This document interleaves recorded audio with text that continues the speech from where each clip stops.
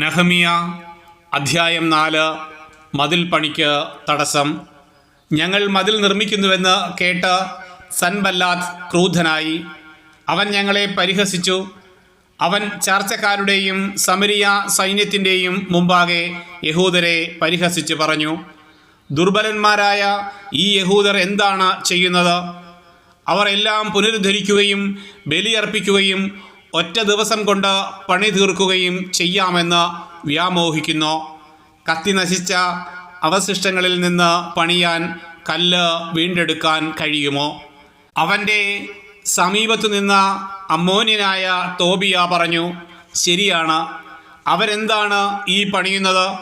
ഒരു കുറുനരി കയറിയാൽ മതി, അവരുടെ കന്മതിൽ പൊളിഞ്ഞു വീഴും. ഞങ്ങളുടെ ദൈവമേ, ശ്രവിക്കണമേ. ഞങ്ങൾ നിന്ദിക്കപ്പെടുന്നു. അവരുടെ പരിഹാസം അവരുടെ ശിരസ്സുകളിൽ തന്നെ പതിക്കാൻ ഇടയാക്കണമേ. ശത്രുക്കൾ അവരെ കൊള്ളയടിക്കുകയും തടവുകാരാക്കുകയും ചെയ്യട്ടെ. അവരുടെ കുറ്റം മറയ്ക്കരുതേ. അങ്ങയുടെ ദൃഷ്ടിയിൽ നിന്ന് പാപം മാച്ചു കളയരുതേ. പണിയുന്നവരുടെ മുൻപാകെ അവർ അങ്ങയെ പ്രകോപിപ്പിച്ചുവല്ലോ. ഞങ്ങൾ മതിൽ പണി തുടർന്നു. ജനം ഉത്സാഹപൂർവം പണിതു. മതിൽ ചുറ്റും പകുതി കെട്ടിയുയർത്തി. എന്നാൽ സൻബല്ലാത്തും തോബിയായും അറബികളും അമ്മോന്യരും അഷ്ദോദ്യരും ജെറുസലേം മതിലിൻ്റെ പുനർനിർമ്മാണം പുരോഗമിക്കുന്നെന്നും വിടവുകൾ അടഞ്ഞു തുടങ്ങിയെന്നും കേട്ട് കോപാക്രാന്തരായി. ജെറുസലേമിനെതിരെ പൊരുതാനും കലാപം സൃഷ്ടിക്കാനും അവർ ഉപായം തേടി. ഞങ്ങൾ ഞങ്ങളുടെ ദൈവത്തോട് പ്രാർത്ഥിക്കുകയും അവർക്കെതിരെ രാവും പകലും കാവൽ ഏർപ്പെടുത്തുകയും ചെയ്തു. എന്നാൽ യൂദ പറഞ്ഞു, ചുമട്ടുകാർ തളർന്നു തുടങ്ങി, ചപ്പുചവറുകൾ വളരെയുണ്ട്, മതിൽ പണിയാൻ ഞങ്ങൾക്ക് കഴിയുന്നില്ല.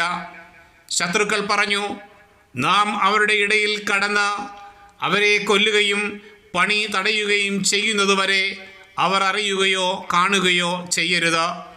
ശത്രുക്കളുടെ ഇടയിൽ പാർത്തിരുന്ന യഹൂദർ 10 പ്രാവശ്യം ഞങ്ങളെ അറിയിച്ചു, അവർ എല്ലായിടത്തും നിന്ന് നമുക്കെതിരെ വരും.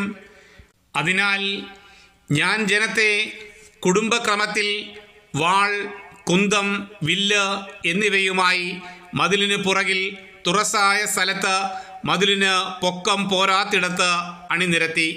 ഞാൻ ചുറ്റും നോക്കി ശ്രേഷ്ഠന്മാരോടും നായകന്മാരോടും ജനത്തോടും പറഞ്ഞു, അവരെ ഭയപ്പെടേണ്ട. നിങ്ങളുടെ സഹോദരന്മാർ, പുത്രീപുത്രന്മാർ, ഭാര്യമാർ എന്നിവർക്കും നിങ്ങളുടെ ഭവനങ്ങൾക്കും വേണ്ടി പോരാടുന്ന ഉന്നതനും ഭീതികരനുമായ കർത്താവിനെ ഓർക്കുവിൻ. ഞങ്ങൾ ഇതെല്ലാം അറിഞ്ഞെന്നും അവരുടെ ഉപായം ദൈവം നിഷ്ഫലമാക്കിയെന്നും അവർ അറിഞ്ഞു. ഞങ്ങൾ പണി തുടർന്നു.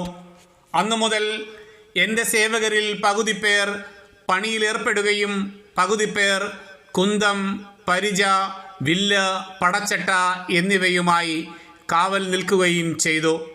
മതിൽ പണിയിലേർപ്പെട്ട യൂദാജനത്തിൻ്റെ പിന്നിൽ നേതാക്കന്മാർ നിലയുറപ്പിച്ചു.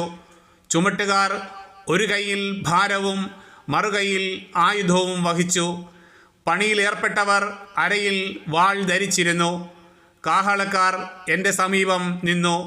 പ്രമുഖന്മാർ, നായകന്മാർ, ജനം എന്നിവരോട് ഞാൻ പറഞ്ഞു, ജോലി ദുഷ്കരവും വിപുലവുമാണ്. മതിലിൻ്റെ പണിയിൽ ഏർപ്പെട്ട് നമ്മൾ പലയിടത്തായിരിക്കുന്നു. നിങ്ങൾ എവിടെയായിരുന്നാലും കാഹളം കേൾക്കുമ്പോൾ ഞങ്ങൾക്ക് ചുറ്റും വന്നുകൂടുവിൻ. നമ്മുടെ ദൈവം നമുക്ക് വേണ്ടി പോരാടും. അങ്ങനെ ഞങ്ങൾ പണിയിൽ മുഴുകി.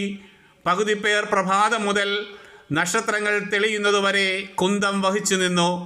അപ്പോൾ ഞാൻ ജനത്തോട് പറഞ്ഞു, ഓരോ ആളും ഭൃത്യനോടുകൂടെ രാത്രി ജെറുസലേമിൽ കഴിയുക. അങ്ങനെ രാത്രി കാവലും പകൽ ജോലിയും നടക്കട്ടെ. ഞാനും സഹോദരരും ഭൃത്യന്മാരും എന്നെ അനുഗമിച്ച കാവൽക്കാരും വസ്ത്രം മാറ്റിയില്ല. ഓരോരുത്തരും ആയുധം ഏന്തിയിരുന്നു.